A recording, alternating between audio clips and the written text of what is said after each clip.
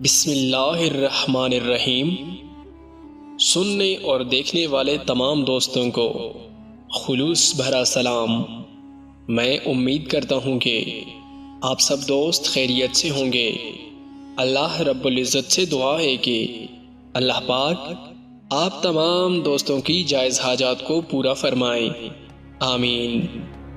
آواز اور تصویر کی دنیا کے عزیز دوستو، اگر ہماری ویڈیوز آپ کے ذوق کی ترجمانی کرتی ہیں تو ہمارے چینل کو سبسکرائب کر دیں اور ہماری ویڈیوز کو اپنے دوستوں کے ساتھ شیئر ضرور کریں۔ اگر آپ کے پاس کوئی اچھی کہانی یا تحریر ہے اور آپ اسے ریکارڈ کروانا چاہتے ہیں تو مجھے میرے انسٹاگرام پہ بھیجیے۔ چلیے چلتے ہیں آج کی اس ویڈیو کی جانب۔ عزیز دوستو، حضرت حذیفہ بن یمان رضی اللہ تعالیٰ عنہ اور حضرت عبداللہ بن جابر رضی اللہ تعالیٰ عنہ کے مزارات کے ساتھ اسی صدی میں ایک ایمان افروز عجیب و غریب واقعہ رونما ہوا جو آج کل بہت کم لوگوں کو معلوم ہے۔ یہ 1929 کا واقعہ ہے۔ اس وقت عراق میں بادشاہت تھی۔ حضرت حذیفہ بن یمان اور حضرت عبداللہ بن جابر رضی اللہ تعالیٰ عنہ کی قبریں اس وقت یہاں جامع مسجد کے احاطے میں نہیں بلکہ یہاں سے کافی فاصلے پر دریائے دجلہ اور مسجد سلیمان کے درمیان کسی جگہ واقع تھیں۔ 1929 میں بادشاہ وقت نے خواب میں دیکھا کہ حضرت حذیفہ بن یمان اور حضرت عبداللہ بن جابر رضی اللہ تعالیٰ عنہ ان سے فرما رہے ہیں کہ ہماری قبروں پر پانی آ رہا ہے، اس کا مناسب انتظام کرو۔ بادشاہ نے حکم دیا کہ دریائے دجلہ اور قبروں کے درمیان کسی جگہ کی کھدائی کر کے دیکھا جائے کہ دجلہ کا پانی اندرونی طور پر قبروں کی طرف رس رہا ہے یا نہیں۔ کھدائی کی گئی لیکن پانی رسنے کے کوئی آثار نظر نہیں آئے۔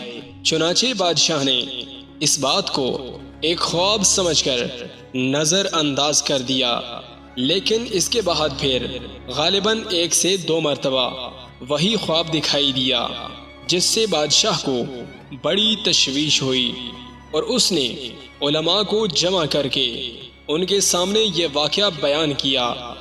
ایسا یاد پڑتا ہے کہ اس وقت عراق کے کسی عالم نے بھی بیان کیا کہ انہوں نے بھی یہی خواب دیکھا ہے۔ اس وقت مشہور اور بحث و تمہیز کے بعد رائے یہ قرار پائی کہ دونوں بزرگوں کی قبر مبارک کو کھول کر دیکھا جائے اور اگر پانی وہاں آ رہا ہے تو ان کے جسموں کو منتقل کیا جائے۔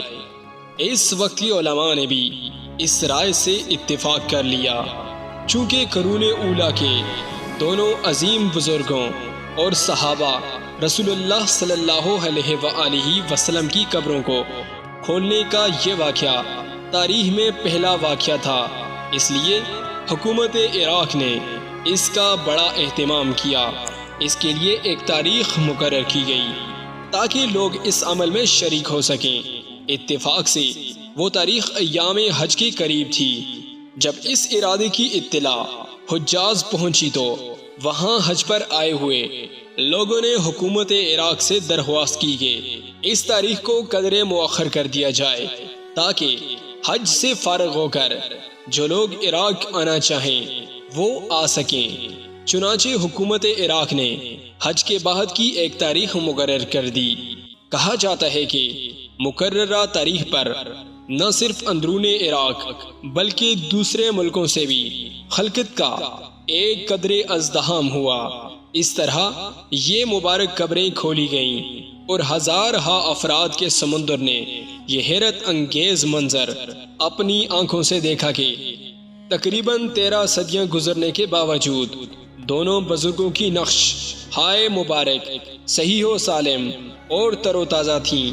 حیران کن بات یہ کہ دونوں نقش مبارک کی آنکھیں کھلی ہوئی تھیں۔ ان میں غیر معمولی چمک تھی، بلکہ ایک غیر مسلم ماہر امراض چشم وہاں موجود تھا۔ اس نے نقش مبارک کو دیکھ کر بتایا کہ ان کی آنکھوں میں ابھی تک وہ چمک موجود ہے جو کسی مردے کی آنکھوں میں انتقال کے کچھ دیر بعد بھی موجود نہیں رہ سکتی۔ چنانچہ وہ شخص یہ منظر دیکھ کر مسلمان ہو گیا۔ نقش مبارک کو منتقل کرنے کے لیے پہلے سے حضرت سلیمان فارسی رضی اللہ تعالیٰ عنہ کے قریب جگہ تیار کر لی گئی تھی۔ وہاں تک لے جانے کے لیے نقش مبارک کو جنازے پر رکھا گیا۔ اس میں لمبے لمبے بانس باندھے گئے اور ہزاروں افراد کو کندھا دینے کی سعادت نصیب ہوئی، اور اس طرح اب ان دونوں بزرگوں کی قبریں موجودہ جگہ پر بنی ہوئی ہیں۔ حضرت مولانا ظفر احمد صاحب کا بیان ہے کہ 1929 کا یہ واقعہ مجھے یاد ہے۔ اس زمانے میں اخبارات کے اندر بڑا چرچا ہوا تھا، اور اس وقت ہندوستان سے ایک ادبی گھرانے کا ایک جوڑا عراق گیا ہوا تھا۔ ان دونوں میاں بیوی نے یہ واقعہ بچشم خود دیکھا، اور غالباً بیوی نے اپنے اس سفر کی روداد ایک سفر نامے میں تحریر کی، جو کتابی شکل میں شائع ہوا۔ اس کی ایک کاپی حضرت مولانا کے پاس محفوظ ہے۔ اس سفر نامے میں یہ بھی مذکور ہے کہ اس وقت کسی ملکی فرم کے ذریعے اس پورے عمل کی عکس بندی بھی کی گئی تھی، اور بہت سے غیر مسلم بھی یہ واقعہ خاص طور پر دیکھنے آئے تھے۔ وہ اس اثر انگیز منظر سے نہ صرف متاثر ہوئے، بلکہ بہت سے لوگوں نے اس منظر کو دیکھ کر اسلام قبول کیا۔ اللہ تعالیٰ اپنی قدرت کاملہ اور اپنے دین کی حقانیت کے ایسے معجزے کبھی کبھی دکھلاتا ہے۔ ترجمہ: ہم ان کو آفاق میں بھی اور خود ان کے وجود میں بھی اپنی نشانیاں دکھائیں گے، تاکہ ان پر یہ بات واضح ہو جائے کہ یہی دین حق ہے۔ یہاں یہ بات بھی قابل ذکر ہے کہ حضرت جابر رضی اللہ تعالیٰ عنہ کے والد عبداللہ رضی اللہ تعالیٰ عنہ غزوہ احد کے سب سے پہلے شہید تھے، اور حضرت محمد صلی اللہ علیہ وآلہ وسلم نے ان کو حضرت عمر بن جموح رضی اللہ تعالیٰ عنہ کے ساتھ ایک ہی قبر میں دفن فرمایا تھا۔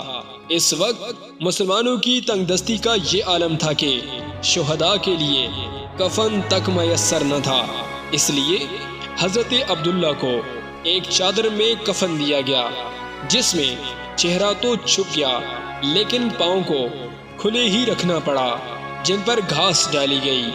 اتفاق سے یہ قبر نشیب میں واقع تھی۔ 40 سال بعد حضرت معاویہ رضی اللہ تعالیٰ عنہ کے زمانے میں یہاں سیلاب آ گیا، اور وہاں سے ایک نہر بھی نکالی تھی۔ اس موقع پر قبر کو حضرت جابر رضی اللہ تعالیٰ عنہ کی موجودگی میں کھولا گیا، تو دونوں بزرگوں کے اجسام بالکل صحیح و سالم اور تر و تازہ تھے، بلکہ ایک روایت یہ ہے کہ ان کے چہرے پر جو زخم تھا، ان کا ہاتھ اس زخم پر رکھا ہوا تھا۔ لوگوں نے ہاتھ وہاں سے ہٹایا تو تازہ خون بہنے لگا، پھر ہاتھ وہاں پر رکھ دیا گیا تو خون بند ہو گیا۔ عزیز دوستو، میں امید کرتا ہوں کہ ویڈیو آپ دوستوں کو پسند آئی ہوگی۔ ویڈیو پسند آ جائے تو اسے اپنے دوستوں کے ساتھ شیئر ضرور کیجیے گا، اور مزید معلوماتی ویڈیوز کے لیے ہمارے اس چینل کو سبسکرائب ضرور کیجیے گا، اور ساتھ میں گھنٹی کے بٹن کو دبا دیجیے گا، تاکہ مستقبل میں آنے والی نئی ویڈیوز کی نوٹیفیکیشن سب سے پہلے آپ کو موصول ہوتی رہے۔ انہی الفاظ کے ساتھ مجھے دیجیے اجازت۔ سانسوں نے اگر وفا کی تو اگلی بار ایک اور نئی ویڈیو کے ساتھ آپ کی خدمت میں حاضر رہوں گا۔ تب تک کے لیے اللہ حافظ۔